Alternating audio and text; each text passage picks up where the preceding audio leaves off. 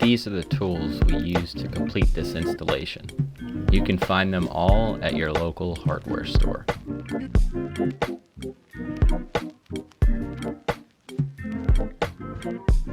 You want to start out by setting up a ladder so that you can easily reach this chandelier.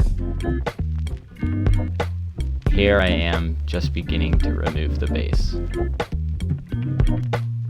Keep in mind that all light fixtures are designed a little differently, so yours may not look exactly like this. I know I've turned the breaker off, but the first thing I do before touching the wires is to check for live current with my non-contact voltage tester.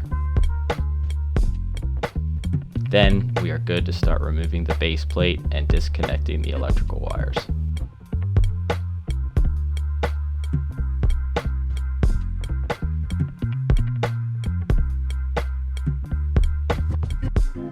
Next, you want to measure the length of the previous chain so that your new chandelier hangs at the right height. And then you can begin stringing the wire through the chains so that they are less obvious.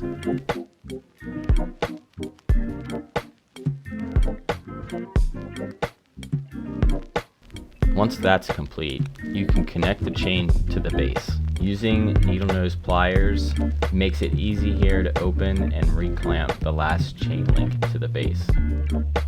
Then you can begin to attach the new base and connect the wiring. Remember to finalize your connections with tightly twisted wire nuts.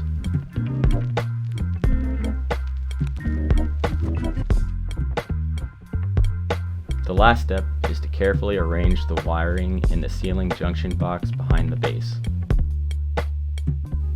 And then, by hand, you can turn the finished cap nuts to secure the mount and to complete the assembly.